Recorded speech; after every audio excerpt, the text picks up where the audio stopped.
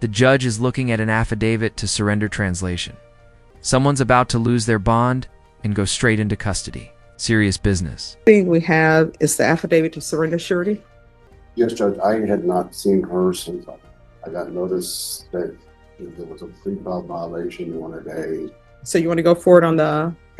Yes, some sort of violation on pre-trial services. Yes, I mean, do you Oh, yes. still want to surrender surety? All right, Lord Deputy Mejia, she's going into custody. All right, so the affidavit to surrender surety will be granted. And then we have the non-compliance. And this is the first violation report. There was a second one, I believe, yesterday. Is there a second violation on Miss Rodriguez? The judge flips the script tiff. You're not following conditions like drug tests or meetings. It's basically the same as saying, lock me up. What do you think, tough? Love or too harsh? Rodriguez. All right, so what I can tell you on your violation report, the violation report is that you have not done your testing, your drug testing, or done your sober support meeting. So obviously you want to be in custody. Is that correct? No, ma'am. Have you contacted your attorney? So obviously you want to be in custody, because if you did not want to be in custody, you would have contacted your attorney. You would have done your conditions that were given to you while you're on bond, and you didn't do any. You found time to use drugs, but not time to follow court orders. Judges love highlighting contradictions like this because it exposes priorities in the defendant's life. Of those.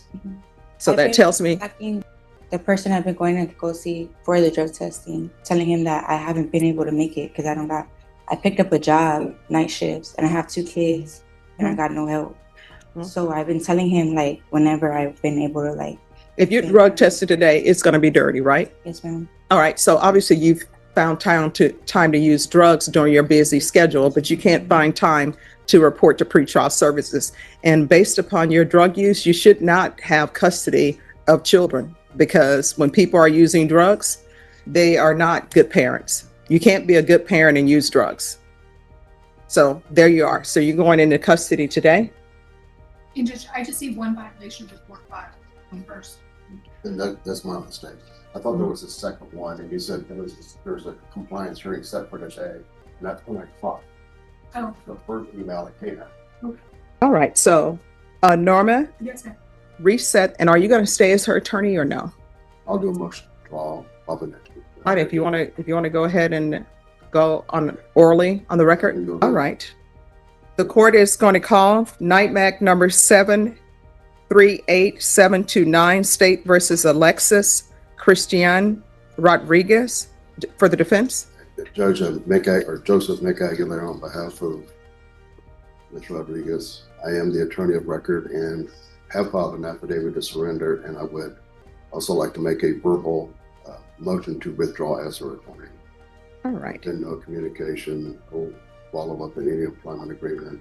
All right. As previously stated, the court is granting your affidavit to surrender surety, and the court will grant the motion withdraw. And I think once you've done the affidavit to surrender surety, there is sort of a conflict. Exactly. All right. That will be granted. Your excuse. Thank you, Judge. Thank you. I do have one more back. All right. Are you able to afford an attorney? Not at this moment, no. All right. Ms. Ferguson, see if she can be interviewed for a court-appointed attorney. Yes, ma'am. I'll send it to Mac. All right. And then Norma, let's recall this for the week of July 21st. Yes, ma'am. All right. And if you can make sure that she has a reset form. Yes.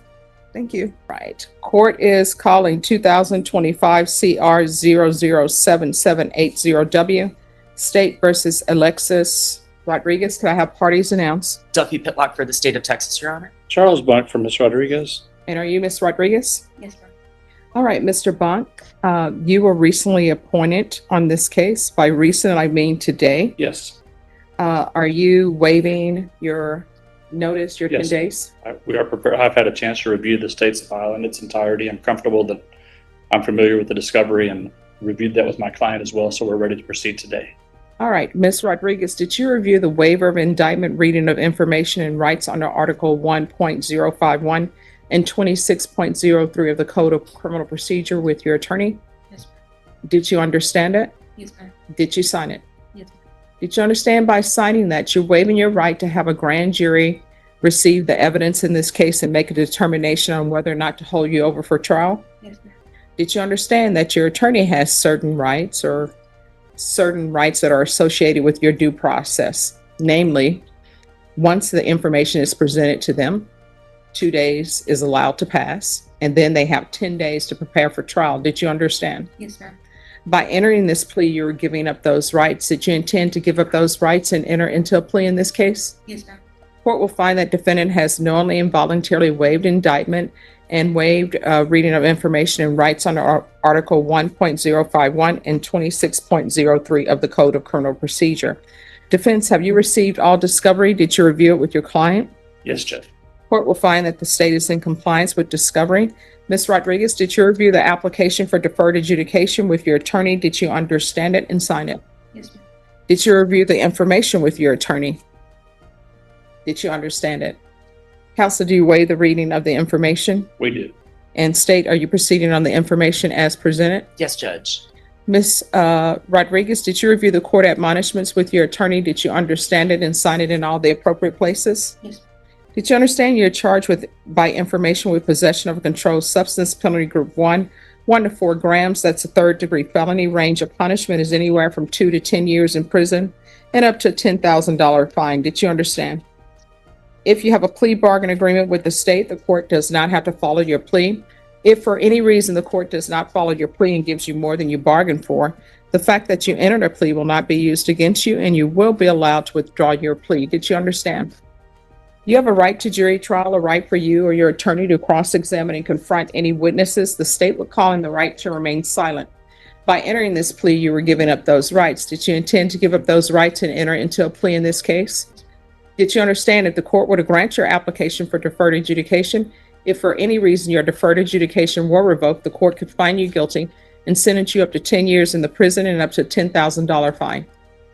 Yes, ma'am. Counsel, has your client been able to provide you with any defenses? Yes. Do you believe she has a rational as well as factual understanding of the charges against her? Yes. Do you believe she's currently competent and was legally sane at the time of the offense? I do. Ms. Rodriguez, has anyone threatened you, coerced you, or placed you in fear to get you to enter the plea? Anyone promised you anything other than the plea? No, ma'am. Are you satisfied with the way you've been represented? Yes, ma'am. Are you a U.S. citizen? Yes, ma'am. Court will find that defendant has knowingly and voluntarily waived her right to jury trial. Did you review the plea bargain page with your attorney? Did you understand it? Yes, ma'am. According to the plea bargain agreement, the state is recommending deferred adjudication. There's a $60 restitution to be paid to the Bexar County Laboratory for testing, a TAP evaluation, follow the recommendations of the TAP evaluation, random drug testing, and the drug education course. Did you understand that to be the plea? Yes, ma'am. Defense is at the plea? Yes, Judge. State is at the plea? Yes, it is, Judge. Did you review the waiver of appeal paragraph with your attorney? Did you understand it and sign it in both places? Did you understand by signing that you're waiving your right to appeal? The only items that can be appealed are written pretrial motions that have been filed, heard, and ruled upon by the court. Did you understand? Yes, ma'am. Counsel, are there been any such motions? No, Judge. Outside the agreement, the state is recommending that your deferred adjudication be for a term of 4 years. There be a TAP evaluation and 100 hours of community service restitution. Did you understand those are recommendations from the state and the court does not have to follow those recommendations? Yes, ma'am. Then to the offenses charged, how do you plead? Guilty, not guilty, or no contest? Guilty. State, any evidence? State offers at this time State's Exhibit 1 to include all attachments, Your Honor. No objection. All right, state, you may be excused. Thank you, Judge. Did you review the waiver and stipulations with your attorney? Did you understand it and sign it in all the appropriate places? Yes. Again, did you understand you have a right to jury trial, a right for you or your attorney to cross-examine and confront any witnesses the state would call and the right to remain silent? Yes, ma'am. Did you understand that today the state will be presenting evidence in the form of witnesses' statements and police reports, but most importantly, there'll be no live testimony? Did you understand? Yes, ma'am. Court will find that defendant has knowingly and voluntarily waived and consented to stipulation of testimony and stipulations. Court will accept into evidence State's Exhibits 1 and attachments, and the court will review the same. All right, after reviewing State's Exhibits 1 and attachments, the court will find there is sufficient evidence to find you guilty. The court will defer finding of guilt as you apply for deferred adjudication. Are you proceeding with sentencing? Yes, Judge. Anything you wish to say on behalf of your client? Judge, we believe she's worthy of the plea bargain. We ask you to follow it. The offense date is 2023, and it was still, we've pled down a waiver plea, so she's been waiting quite a while. The court ordered her the 60 support meetings, which she did. I know the violation report indicates that she did not, but she showed me proof on her phone that she in fact did do the 60. So she's off to a good start. Now she's ready to put this behind her. She has a good job and the support of her family. Okay. And I know that you were appointed this morning, Yeah. but she said she was going to be positive. So we still have some work to Well, do. we got work to do, but Yeah. So Mr. trending. Yes. Hopefully in the And here's where it gets heavy.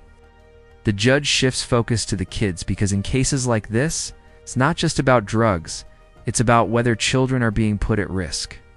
right direction. Absolutely. Who is Joshua Chavez? He is my brother. All right. And who is Roy Medrano? He is a friend. Well, he was a friend of ours at that time. And who takes care of your children? I do. And how many children do you have? And what are their ages? My son is 2 and my daughter will be 1 July 4th. And who's with them right now? My brother. I don't know what's going to happen with the world. The world is in a precarious state because when you think about it, your brother's doing marijuana and drugs. You're doing marijuana and drugs, and you just left your children. Oh, I have multiple brothers. So is it Joshua Chavez? No, they're not with Joshua Chavez. They're with Matthew Gonzalez, my oldest. All right. And has he ever used drugs? No, Where are your parents? they're both at work. And why are you doing drugs and you have children? I don't know, go through a lot, so it's just waiting. All right. So, and the reason why I ask these questions is I ask these questions because I want you to start thinking about things. And you need to start thinking about what positions you're putting your children in. When children are that age, or really at any age, their brain is developing. And when you're using marijuana around them, using drugs around them, and I know it stinks. And you know how I know it stinks? Because we had a case in this court where they kept bringing drugs out and I kept getting headaches from the drugs. And then driving in this vehicle, you had somebody who thought that dousing themselves in cologne would make everything smell better. And you know what it ends up being? Have you ever had someone who never took a bath and they just doused themselves in cologne? You know what it smells like? Somebody who's never taken a bath and they're just dousing themselves in cologne. And you're having your children around that and having your children around people who they shouldn't be around. I don't know why Child Protective Services is not in your life. I have no control I on. didn't have children at the time of the offense. So you decided to go forth She's and procreate, even though you haven't got your life together. Basically, yes, ma'am. So what do you do for a living? I work at HEB. Doing what? I'm a stalker, an overnight stalker. Okay. And when you're stalking, who's watching your children? The verdict for years deferred adjudication. That means no prison time yet. But if she slips up, those years could instantly turn into a hard sentence. Parents. At that time, they don't work. Okay.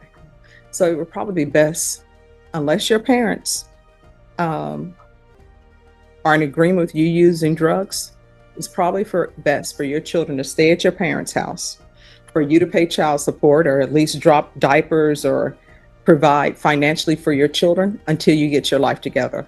Because when people are using drugs, they don't make good decisions. And when they don't make good decisions, people end up getting hurt, whether it's intentional or unintentional. All right, this is what the court is going to do. The court is going to sentence you to 4 years deferred adjudication. We'll do a referral to felony drug court, TAP evaluation, follow all recommendations, proof of employment within 30 days, no employment as a home health care provider or with minors, no unsupervised contact with minors, and counsel. Once she provides the courts with clean UAs, at least 2 clean UAs, the court will reconsider the no unsupervised contact. yes, Judge. Field visits 1 time per month until further notice. 100 hours of community community service restitution. How far did you go in school? I did 2 years of college. All right, so what is your dream job? The RN. I'm sorry? RN. All right, so here's the problem. Now, it could still happen, but people will not trust you as an RN because you're around meds and you have this drug case. So let's say, I mean, it still could happen, but let's say that falls through. What is your dream job? Other than that, think on it, okay? You should be able to answer that question. Where do you see your future? So I'm going to order the 100 hours community service restitution.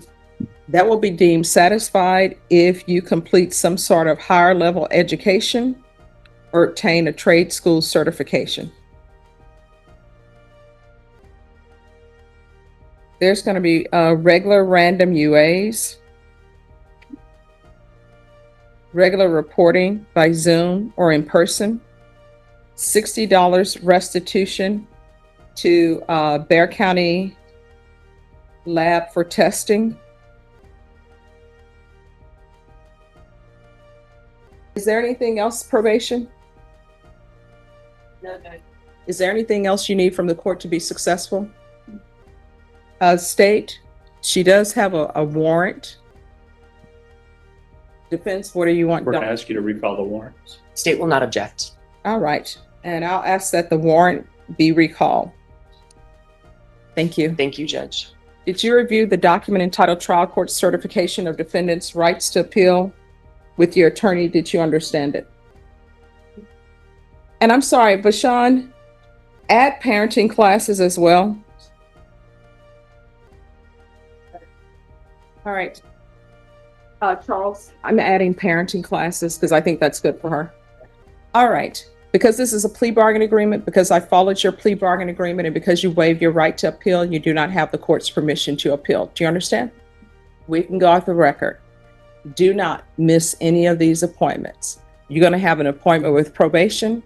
You're going to have an appointment with felony drug court, and you're going to have a TAP evaluation appointment. Those, they usually give you on separate dates. If there's some confusion, you need to pick up the phone, call probation and say, hey, I'm a little bit confused.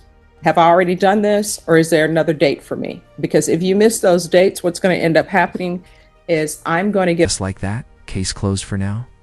The judge ends it with a good luck, but that's courtroom code for I'll see you again if you mess this up. a motion to revoke filed, and I'm going to sign it if it's in order, and then it's going to be addressed later. In this court, to be successful on probation, communication is key.